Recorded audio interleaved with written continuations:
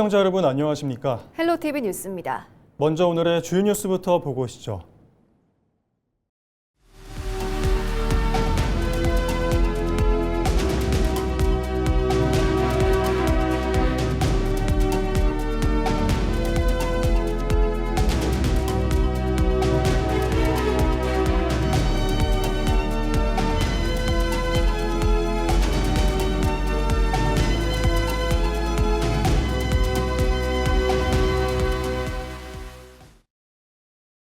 올여름 유독 무더위가 기승을 부리면서 부산 해수욕장을 찾는 피서객들도 크게 늘었습니다.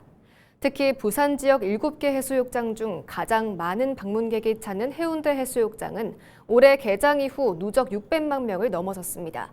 코로나19로 주춤했던 관광객이 다시 몰리면서 연간 1,000만 명이 찾던 전성기의 명성을 되찾을 수 있을지 관심이 쏠립니다. 보도에 안수민 기자입니다. 해운대 해수욕장은 흐린 날씨 속에도 피서객들로 북적입니다. 한 3번 정도 왔었는데 그때 저 바다 보는 게 좀 재밌어서 이번에는 친구랑 같이 왔거든요.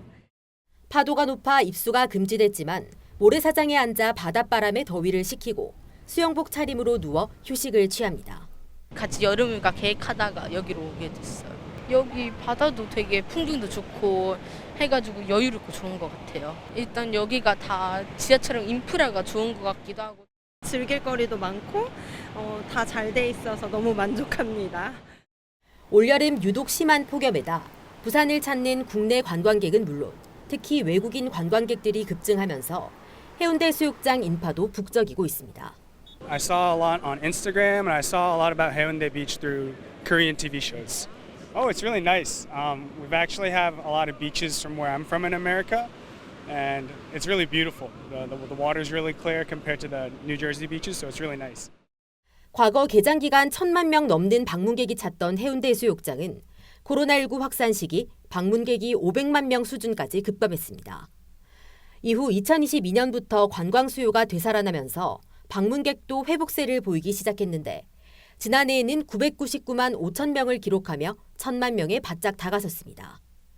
올해 해운대 해수욕장은 6월 26일 조기 개장 이후 지난 주말까지 누적 방문객 600만 명을 넘어섰습니다. 지난해 같은 기간과 비교하면 7천 명가량이 늘어 상승세를 이어가고 있습니다. 다음 달 중순까지 개장 기간 동안 해운대 해수욕장이 다시 연간 방문객 1,000만 명을 넘어 전성기의 명성을 되찾을 수 있을지 주목됩니다. 헬로티비 뉴스 안수민입니다.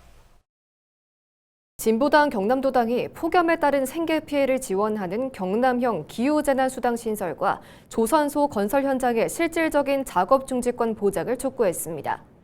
진보당은 10일 경남도의회 브리핑룸에서 기자회견을 열고 폭염으로 야외 노동자와 전통시장 상인들의 피해가 커지고 있지만 현재 대책은 무더위를 피하라는 수준에 머물러 있다고 지적했습니다.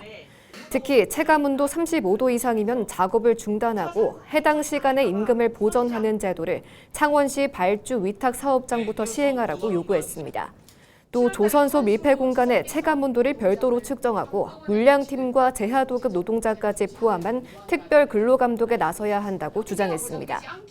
진보당은 경남도와 시군의 기후재난으로 인한 소득 손실을 보전할 수 있도록 관련 조례 제정과 재난기금 활용을 촉구했습니다. 해양수산부가 11일부터 9월 21일까지 북극항로 활용 촉진 및 연관산업 육성에 관한 특별법 시행령 제정령안을 입법 예고합니다. 해수부는 오는 12월 시행을 앞둔 북극항로 특별법에서 대통령으로 위임한 세부 기준과 절차 등을 정하기 위해 전문가 자문 등을 거쳐 제정령안을 마련했다고 밝혔습니다. 제정령안에는 북극항로위원회와 실무위원회 운영 방식, 기본계획 수립 절차, 북극항로 연관 산업 범위 추가 등 법 시행에 필요한 사항이 담길 예정입니다. 이번 제정령안은 해양수산부 홈페이지에서 확인할 수 있으며 관련 문의는 9월 21일까지 해수부 기획지원과나 국민참여입법센터로 하면 됩니다. 10일 새벽 부산 서구 암남동의 해안 절벽에서 원인을 알 수 없는 산불이 나 5시간여 만에 진화됐습니다. 산림청 중앙산림재난상황실은 8월 10일 새벽 1시 2분쯤 부산시 서구 암남동 산 193의 4 일원에서 발생한 산불을 5시간 38분 만에 진화했다고 밝혔습니다. 이번 산불 진화에는 헬기 3대, 진화 차량 31대, 진화 인력 90명이 투입됐습니다. 산림당국은 산림재난방지법 제48조에 따라 산불조사 감식반을 통해 산불조사를 실시하여 정확한 피해 면적과 재산 피해 등을 조사할 계획입니다. 창원 시내버스 노사가 올해 임금 협상을 파업 절차에 들어가기 전에 타결했습니다.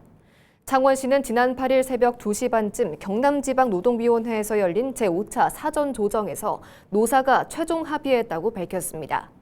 준공영제 시행 이후 사전 조정 단계에서 임금 협상이 타결된 것은 이번이 처음입니다. 노사는 통상 임금 체계를 개편하고 임금을 1.9% 인상하는 한편 무사고 수당을 5만 원 올리고 입사 1년차 승무원의 임금 체계도 개선하기로 했습니다. 전체적으로는 약 5.9%의 임금 인상 효과가 예상됩니다. 또 앞으로 2년간 공무원 보수 인상률을 시내버스 임금 협상에 적용하고 이달 중 노사정 무분규 공동선언도 추진하기로 했습니다. 창원시는 오는 8월 말 준공영제 협약 갱신을 앞두고 노사와 제도 개선 협의를 마무리해 조만간 개선 방안을 공개할 예정입니다. 부산상공회의소가 가덕도 신공항 부지 조성공사와 관련한 현안에 대해 지역 건설업계와 논의하는 간담회를 열었습니다. 10일 부산상의에서 열린 간담회에는 가덕도 신공항 건설공단과 부산시, 대한건설협회 부산시회를 비롯해 지역 건설업체 대표 등이 참석했으며 부지 조성공사의 추진 현안과 주요 쟁점에 대해 의견을 나눴습니다. 건설업계는 중동전쟁 장기화와 글로벌 공급망 불안, 원자재 가격 상승 등 대외 여건의 급격한 변화로 건설자재와 장비, 인건비가 오른 만큼 공사 계약에 충분히 반영돼야 한다고 주장했습니다. 부산상의는 간담회에서 논의된 업계의 의견을 국토교통부와 예산당국 등 관계부처에 전달할 방침입니다. 일본군 위안부 피해자 기림의 날을 맞아 경남 통영시청 이청사에서 전시 행사를 개최합니다. 이번 전시는 나는 누구일까요를 주제로 일본군 위안부로 끌려가 아픔을 겪은 여성과 관련한 자료와 증언 등 역사 기록물 등을 소개합니다. 또 일본군 위안부 할머니와 함께하는 통영 거제 시민 모임은 오늘 14일 오후 통영 남망산 조각공원에 있는 일본군 위안부 피해자 정의비에서 피해자를 위한 추모제를 열 계획입니다. 8월 14일은 고 김학순 할머니가 1991년 피해 사실을 처음 공개 증언한 날로 위안부 문제를 알리고 피해자의 명예를 기리기 위해 지정된 국가기념일로 지정됐습니다. 부산시가 올해 상반기 소비자 상담 현황을 분석한 결과 의류, 섬유와 헬스장, 숙박시설 관련 피해가 집중되고 있다고 밝혔습니다. 의류, 섬유 관련 상담은 상반기 동안 749건, 헬스장 460건, 숙박시설 430건으로 집계됐습니다. 시는 이들 품목을 3대 소비자 취약 분야로 선정하고 어르신과 사회초년생 피해자 등을 대상으로 예방교육을 펼칠 계획입니다. 한편 상담 증가율 상위 품목으로는 가상화폐 관련 상담이 전년 대비 36배로 크게 증가했고 모바일 게임 서비스가 4.4배, 건물 청소 서비스가 1.6배 등으로 뒤를 이었습니다. 통영시 용호도에서 열린 제2회 고양이 섬의 날 축제가 관광객들의 호응 속에 막을 내렸습니다. 지난 8일부터 이틀간 열린 이번 축제는 고양이와 사람이 함께 살아가는 용호도의 매력을 알리기 위해 마련됐습니다. 별빛양 콘서트를 비롯해 전갱이 낚시대회와 고양이섬 가요제, 지역 특산물을 활용한 미식대전 등이 펼쳐졌고 고양이 입양 상담과 작품 전시, 마을 투어와 워터파크 등 다채로운 프로그램도 방문객들의 눈길을 끌었습니다. 특히 뿔소라와 전갱이, 미역 등 용호도의 특산물을 활용한 음식들이 선보이며 섬만의 미식 문화도 알렸습니다. 통영시는 앞으로도 용호도의 자연과 고양이, 지역 문화를 연계해 고양이 섬의 날 축제를 대표적인 섬문화축제로 키워나갈 계획입니다. 영도구가 오늘 18일 복합문화공간 블루포트 2021에서 영도형 문화창업학교 오픈 세미나를 개최합니다. 이번 세미나는 국민참여형 창업 오디션 모두의 창업 하반기 공모에 대비해 예비 창업자들에게 실질적인 정보를 제공하기 위한 것입니다. 이날 중소벤처기업부 소상공인 도약지원사업의 동남권 주관기관인 글리처 파트너스 정필훈 대표가 강연자로 나서 로컬 문화자원을 활용한 창업 전략과 정부 지원 사업의 주요 내용에 대해 강의할 예정입니다. 예비 창업자를 비롯해 로컬 창업과 문화 사업에 관심 있는 구민과 생활인구 등 누구나 참여할 수 있습니다. 부산 금정구가 관내 성실 납세자 33명에게 금정문화회관 기획공연 관람권을 지급했습니다. 이번 지원은 금정구 성실 납세자 등 예우 및 지원에 관한 조례에 따른 것으로 최근 3년 동안 매년 200만 원 이상의 구세를 납부기한 내 전액 납부한 구민 2천여 명을 대상으로 초청을 해 모두 33명을 선정했습니다. 금정구는 어려운 경제 여건 속에서도 지방세를 성실하게 낸 구민에게 감사를 표한다며 공연 관람을 통해 일상에 활력을 더하는 건전한 여가 활동을 지원할 수 있을 것으로 기대했습니다. 창원시가 지역 기업과 손잡고 노인과 아동, 청소년을 위한 맞춤형 복지를 확대합니다. 시는 창원 상공회의소와 사회복지공동모금회와 함께 지역기업과 경로당을 1대1로 연결하는 141 경로당 동행사업을 추진합니다. 우선 경로당 310곳을 시작으로 단계적으로 1049곳 전체를 기업과 연결해 후원금과 물품 지원, 건강 프로그램, 시설 개선 등을 지원할 계획입니다. 또 진해구 여자동에서 운영 중인 500원 식당을 창원과 마산권으로 확대합니다. 오는 10월 후원 기업을 선정하고 협약을 거쳐 내년 겨울방학부터 권역별 한 곳씩 시범 운영할 예정입니다.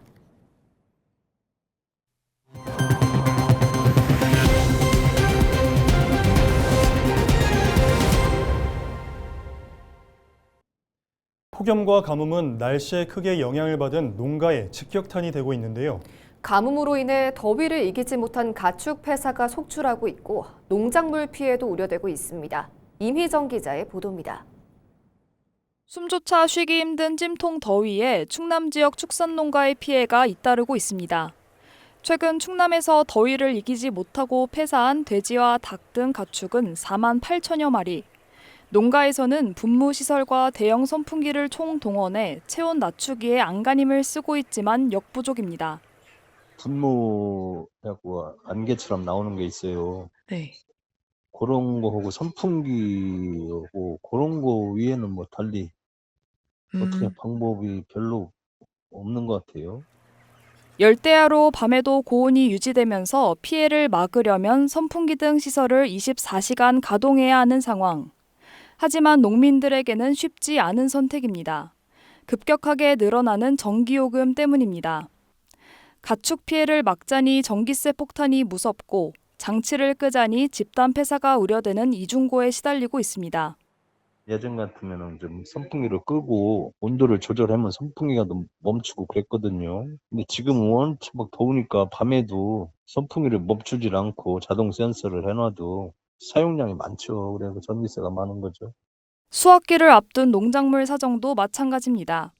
아직 지자체에 공식 접수된 대규모 피해는 없지만 강한 햇빛과 고온의 열매가 타들어가는 과수 일소 현상과 벼 조기 출수 등 농작물 전반에 생육 장애 우려가 커지고 있습니다.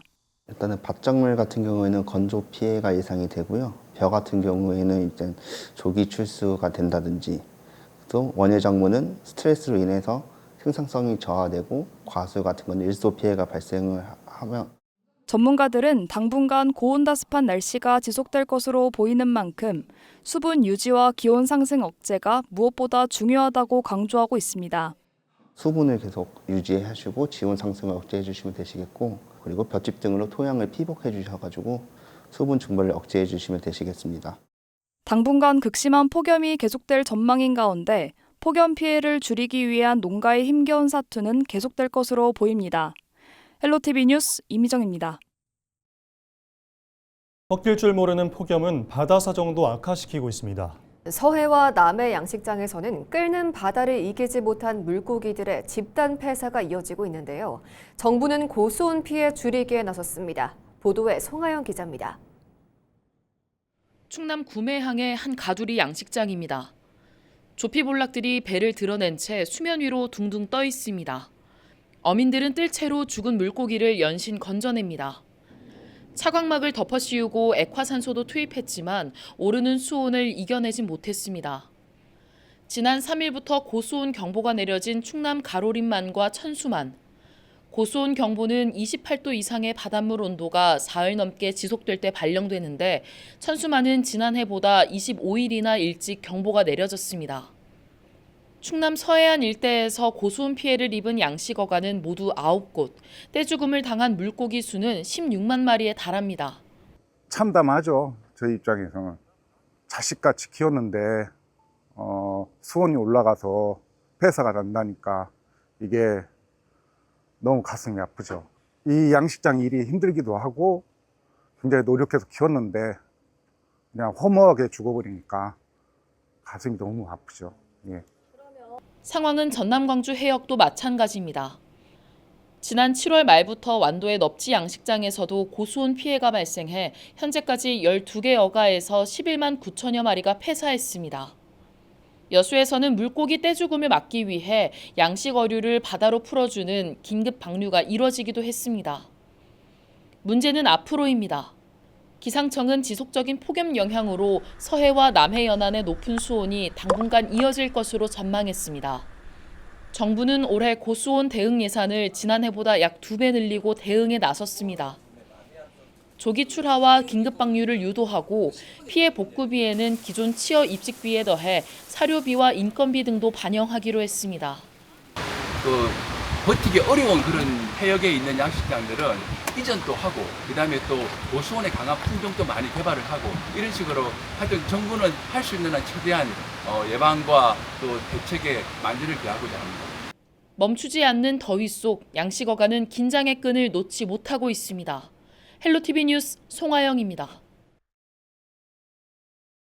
지자체들도 폭염 피해를 막기 위해 그야말로 총력전에 나섰는데요. 도심엔 시원한 물 안개가 등장했고 고령층이 많은 농촌에선 찾아가는 건강관리가 한창입니다. 고정민 기자가 취재했습니다.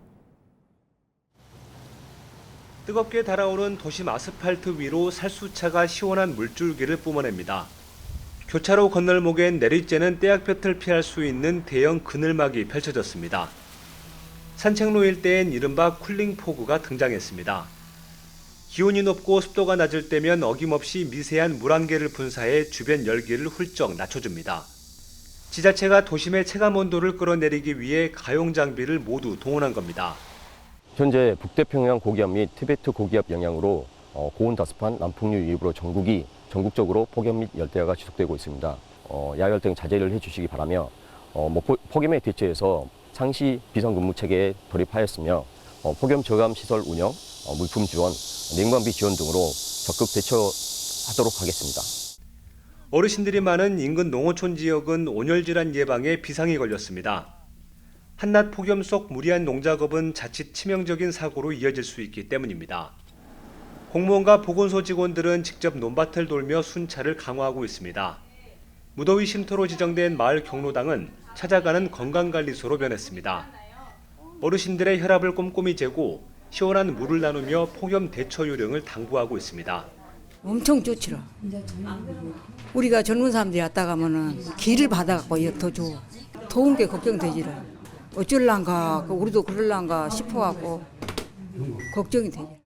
이제 어르신들이 많이 모여 계시는 그 쉼터 경로당에 와서 혈압 체크도 해드리고 건강 관리도 해드리면서 이 폭염기에 어떻게 하면 건강하게 보내실 수 있는지 보건 교육도 하고 살피러 저희가 경로당을 순회 방문하고 있습니다. 올여름 전국에서 발생한 온열 질환자는 이미 2,000명을 훌쩍 넘어섰습니다. 각 지자체는 재난안전대책본부를 가동하고 폭염에 취약한 야외 건설 노동자들의 휴식 시간이 잘 지켜지고 있는지도 점검하고 있습니다. 절기상 가을의 문턱인 입추로 접어들었지만 폭염의 기세는 좀처럼 꺾이지 않고 있습니다. 당분간 밤낮 없는 찜통더위가 계속될 것으로 예보된 만큼 가장 더운 한낮엔 야외 활동을 피하고 폭염 행동 수칙을 반드시 지켜야겠습니다. 헬로티비 뉴스 고정민입니다. 이상으로 뉴스를 마칩니다. 시청해주신 여러분 고맙습니다.